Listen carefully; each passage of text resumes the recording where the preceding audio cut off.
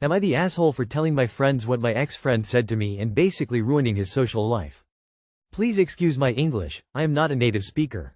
I, 19, am currently in university and happen to enroll together with an old, ex-friend, M20, into the same uni.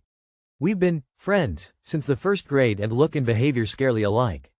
He had told me that he likes me before, when we were 17, and I've flat out refused him, but still stayed in contact.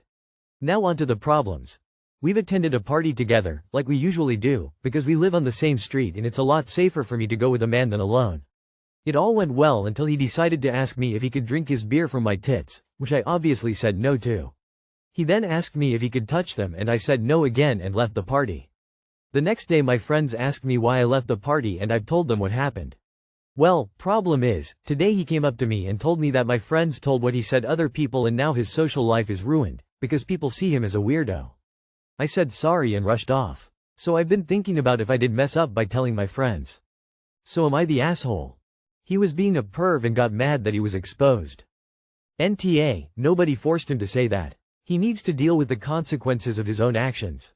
It's not like you forced your mutual friends to drop him, right? Their decision has nothing to do with you and everything to do with his behavior not aligning with your friend's morals. Don't feel guilty about it. Also, if anything, you're doing your friends a favor by notifying them of a potential creep. Not the asshole, and don't take on the blame. You told a man number 2X and you were uncomfortable from his advances. You didn't wreck his social life, he did. Personally, you are not the asshole. Telling other people is certainly a safer way to be protected, especially in public, if other people know about it.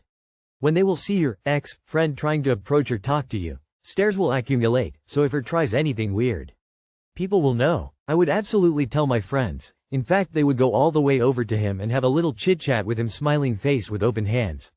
You shouldn't feel bad about talking to other people about situations where you felt uncomfortable or scared that it would happen again. Hope it helps. Hard hands. Not the asshole. He killed his social life. He not only asked one inappropriate question, he doubled down and asked another. You have nothing to say sorry about, but unfortunately, please document the incident and the interaction, and any further convos or encounters with this person, in case you need to file a RO, just to be sure. Not the asshole. If he's ashamed to have people know he spoke to you like that, it means he shouldn't have done it in the first place. You weren't lying. Am I the asshole for reclining my seat on an international flight? Last week, I was on a flight from Dallas to Paris, a 9-hour flight. My plan was to sleep as much on the plane as possible, as it was an overnight flight and I was losing 7 hours of time. After takeoff, I lean back my seat to begin snoozing. Almost immediately, the girl behind me taps on my shoulder and asks me to pull up my seat, which I do, but then asked why. She said there was a baby in a car seat right behind her, so she couldn't recline, and if I leaned my seat back, she can't really see the TV screen on the back of my seat. I was like, okay, but a few minutes and I realized I really needed to lean my seat back if I was gonna sleep. It just made a huge difference for me. I figured, since there was an empty seat in the middle section just a few rows back, if it really bothered her, she could move there. I had even told her as much. So, after a few minutes, I leaned back my seat again and closed my eyes. She then gets the attention of a flight attendant to tell me to pull up my seat. I put in my headphones, so the next part is relayed to me by my mom, who was sitting next to me. Apparently the flight attendant told her she couldn't do anything about it. What was she supposed to do? Make everyone in front of her not lean their seats back? The girl then got the attention of 2 more flight attendants, who all said the same thing, and offered the same seat I told her about. Thing is, we were in the window seat, and the girl complained that she picked that seat because it's the window seat, so she refused to move. Meanwhile, I pretended to sleep the whole time. I felt really bad for her. If it was me, I'd be complaining too. But I also didn't really care about the window and wouldn't have been bothered at all about moving, so in my mind when I leaned back, I figured she could move if it really bothered her. I bet she really thought I was the asshole though. It was just a sucky situation. Am I the asshole? ETA. The seat configuration was a 3-3-3, and the open seat was an aisle seat in the middle section, not a middle seat. If there were no other seats available, I wouldn't have reclined.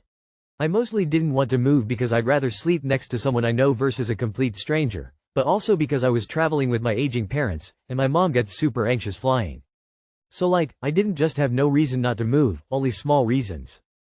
Not the asshole. Planes suck. Having the seat in front of you down is a bummer. It's less of a bummer than not being able to put your own seat down though. And if you weren't supposed to recline, the seats simply wouldn't recline. The airlines let you recline, it's part of the seat, part of your right. Think of it this way. If not being able to recline your seat means the person in front of you isn't allowed to, that means the person in front of them isn't allowed to also. And then every seat in front can't recline, right? What's worse, one seat that can't recline? Or that one seat forcing all 35 seats in front of it to not recline? Flying sucks. We need to all just accept that, and not insist that everyone else is just as unhappy as the least happy person on the plane. Technically no, it's the airline's fault. But let me ask you this. If the roles were reversed, and the person in front of you reclined but you couldn't, how would you feel? If I recline the seat at all, I do it only a fraction, just so I'm not at a 90-degree angle. But the seat is basically still upright and not overly infringing on the person's space behind me. Airplanes are incredibly uncomfortable for everyone to begin with. I don't want to make the person behind me even more cramped and uncomfortable just to barely ease my discomfort. But to each their own. Airlines really do need to chill though. There is not enough space on planes anymore, and the costs just keep rising. Since airlines started to make the gaps between seats tiny in the early 1980s, it hasn't been possible to recline your seat without causing problems for others. The issue isn't you reclining, but rather the airline's lack of care for their passengers. I'm reasonably tall and my knees always tuck the back of the seat in front, so any reclining will squash my knees, irrespective of what I do with my own seat. So the airline is the but you didn't show much compassion for the woman behind you, and she could have moved, so neither of you are squeaky clean here. If one is thinking only of themselves, then technically whatever you do in the seat that you paid for, including reclining your seat, is within your rights, and any inconvenience for someone else is their problem, not yours. However, if one is thinking compassionately, then it's kind to be considerate of everyone else and find the most agreeable solution for everyone involved. Since the window seat was important to her but not to you, and since you stated you wouldn't mind moving, it would have been kind of you to move in order to recline and go to sleep. I wonder why you didn't? Airlines are the assholes. It used to be luxurious to fly, now I feel like I am on a Greyhound in the sky. The airlines are assholes for cramming the seats so close together that it can really suck when the person in front of you reclines. Am I the asshole for kicking my partner's parents out at New Year? So, my partner's birthday is New Year's Eve. This year he turned 30. His parents are very overbearing and have no boundaries. In the run-up to my partner's birthday, they offered him a big party and several holiday ideas. In the past they have gone abroad for his birthday and he had usually gone along with them, but always felt that he was not doing what he wanted. This year he clearly stated to them that he wanted to do family stuff during the day and have a fun party with friends leading into the new year. We did this last year and he loved it. Gets to his birthday and as arranged we spend most of the day with his parents. His mum was very vocal about not expecting Tingy to come along, which I ignored as my partner was already upset at the plans his parents had made for lunch, etc. We got through the day and I frantically prepared for his party. We had invited a select group of friends and made arrangements for everyone to contribute to food and drink. It was also one of our guests' birthday on the 1st, so they all wanted to help.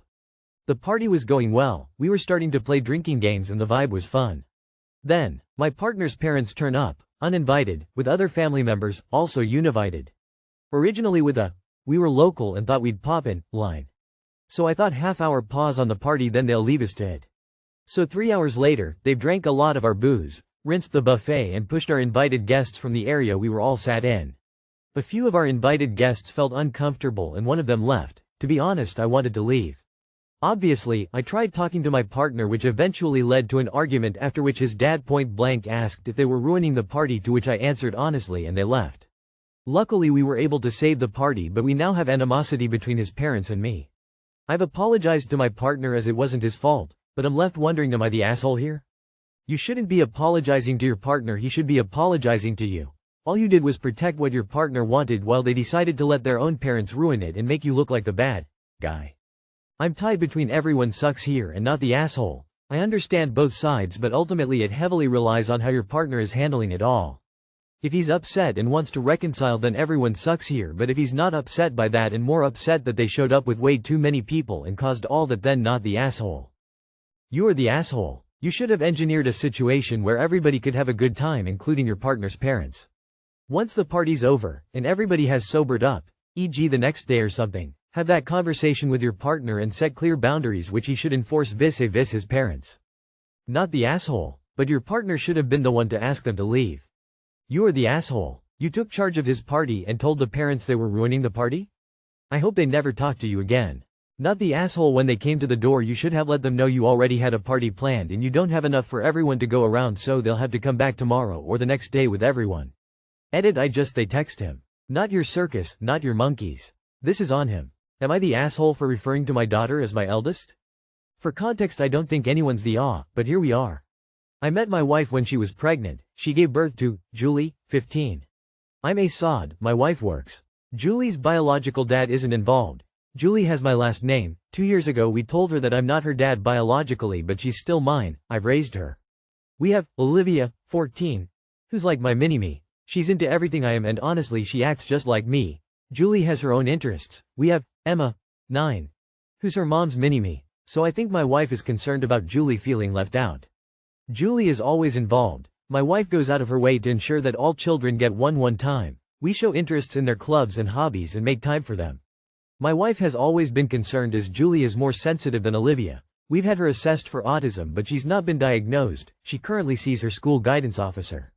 We've been talking about having a fourth. My wife isn't as interested. I've been talking to my mom, who also sees Julie as her grandchild. And I don't know what the context is, but I said it's nice because my wife experienced all of Julie's firsts, and I have my firstborn Olivia. My wife is upset, claiming because I called Olivia my first I don't love Julie as much, that I can't pick and choose. My mom has been trying to talk to her and even took Julie for a sleepover as a way to prove she's just as much our family as Olivia. My wife is sure she just wants another grandchild. Am I the asshole? I am Julie. Not literally, but I am the child of a man that started dating my mother when she was already pregnant with me. If I found out at that delicate age that my father did not consider me his firstborn, I would be crushed. I realize she didn't overhear you saying this, but what if she had? Do you realize the damage that would be caused? It would take probably years to come back from. That's why you are the asshole. You are the asshole. Your wife expressed concerns of Julie feeling left out, and you said that Olivia is your firstborn. While Julie isn't biologically yours, you said it yourself that you've been her dad as you've been with her since she was born. It sounds like you have some issues surrounding Julie not being biologically yours. You need to resolve your feelings and listen to your wife's concerns. It sounds like you're pushing your wife to have another child when you haven't resolved your feelings of your actual first child.